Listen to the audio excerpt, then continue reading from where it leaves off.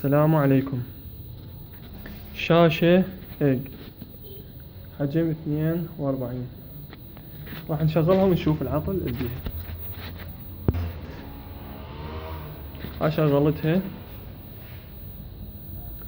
القلوب الأحمر متوهج، راح نطي باور. هاي تحول إلى أخضر وصورة ماكو. راح نفتحها ونشوف ايش بيها ونرجع لكم.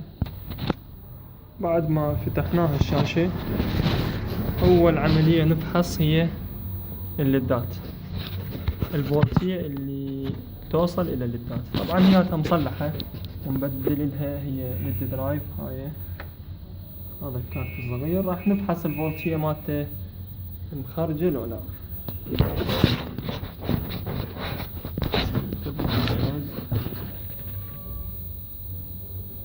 هاي الفولتية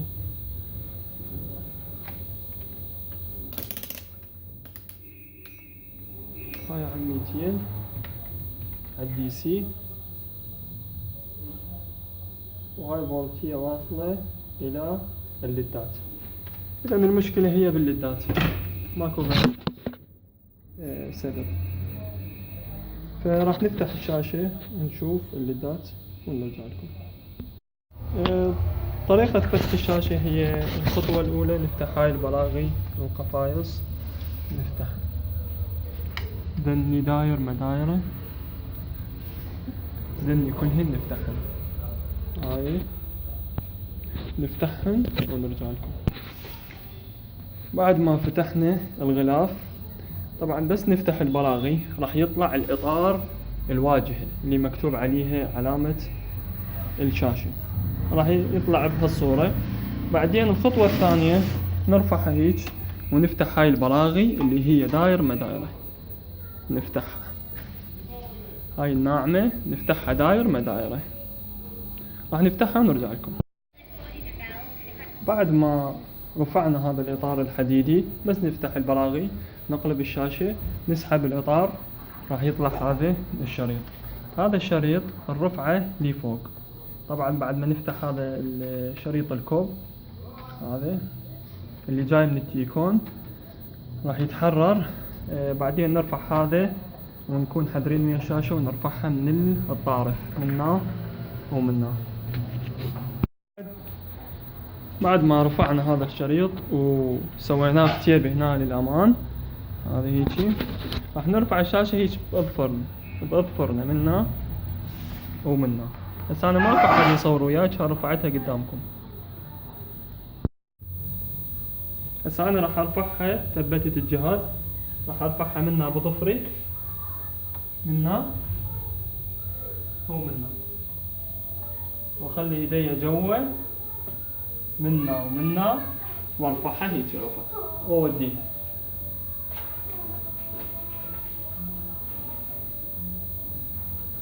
خليها بقى مكان آمن. راح نرجع نرفع هذا الغلاف الثاني. هذا الغلاف الثاني اللي هو عبارة عن كليبسات. هاي كليبسات بقى، هاي كلها نرفعها. هاي نرفعها بالدر نفيس رفيع، ونطلع هاي الفلاتر، راح نطلعها ونرجع لكم.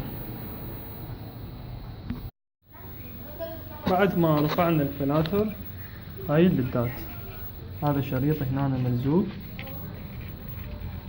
رفعناه ونجيب واحد نفسه ونشده. طبعا هو هذا ملزوق بطريقة بحيث من ينشلع يخرب الشريط. راح نبدله، نجيب واحد ونشده نشوف النتيجة. بعد ما شدينا الليدات كتجربة، يعني الليدات هي مو مالتها، مال شاشة 32، على مود نعرف الشاشة تخرج بيانات أو لا، على مود نشتري الليدات. فمن شديت الليدات الشاشة ما خرجت بيانات. هذا الليد أخضر، الشاشة ما خرجت بيانات، يعني ماكو مشكلة بالتيكون. التيكون فحصته طبعا ما دا يخرج 12 فولت، ما يخرج. هسه هذا المكثف الصغير كذا نفحص عليه ما دا يخرج 12 فولت. فمن شلت هذا الشريط وشغلته مرة الثانية وصلت هنا 12 فولت، يعني اكو مشكلة بالكوف. هذا الشريط راح نفتح الكوف ونشوفه بيه فيوز او مشكلة ونرجع لكم. هاي قبل ما نرفع الشريط هذا فولتية ماكو، فولتية ماكو، هذا 0.8%. فراح نرفع الشريط نطفي التلفزيون ونرفع الشريط ونشغله. اشتغل الجلوب الأحمر ونطي باور. هذا اشتغل. راح نيجي نفحص على نفس المكثف.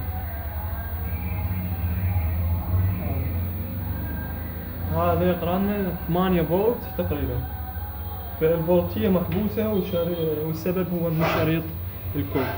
راح نطفيه ونفتح الشريط ونشوف ايش فيه. رجعت وياكم بعد ما عالجنا هذا المكثف، هذا اللي كان بيه شورت. طبعا احنا فتحنا 3 مكثفات، هذا وهذا وهذا. هذا الاول كان ما بيه شي، والثاني طلع بالثالث هذا مبين ملحوم، هذا طلع بيه شورت. بدلناه باعتماد على الحجم واللون، يعني كان لونه جوزي وهذا الحجم، جبنا اعتمدنا بس على الحجم لان ما عليه بيانات. ايضا هنا قريب على شريط الكوف لازم نستخدم كاوية، مو كاوية هواء حار، نستخدم كاوية عادية على مود ما يتأثر الشريط. هنا هسه من نفحص شورت ماكو، شورت ماكو. مرات نلقى الشورت هنا بالبداية، بس هو شنو تأثيره من هنا. مثلا هذا الشورت، هذا اللي المكثف المحترق، فاحنا ما نعرف، لازم نرفع هذا المكثف ونفحص اي مكثف بيه شورت الرفعة الحد ما يروح الشورت. يلا نعرف هذا المكثف اللي هو كان السبب، ونرجع الباقيات ونبدل بس الشورت. هسه احنا راح ننطيها كهرباء. مع العلم احنا بعدنا من بدلين الليدات، هي مشكلتها الليدات، يعني حاطين الليدات مال 32 للفحص حتى نعرف الشاشة تطلع بيانات او لا، حتى نشتري لها ليدات. هذا الباور اشتغل، راح ننطي ضغطه صار اخضر.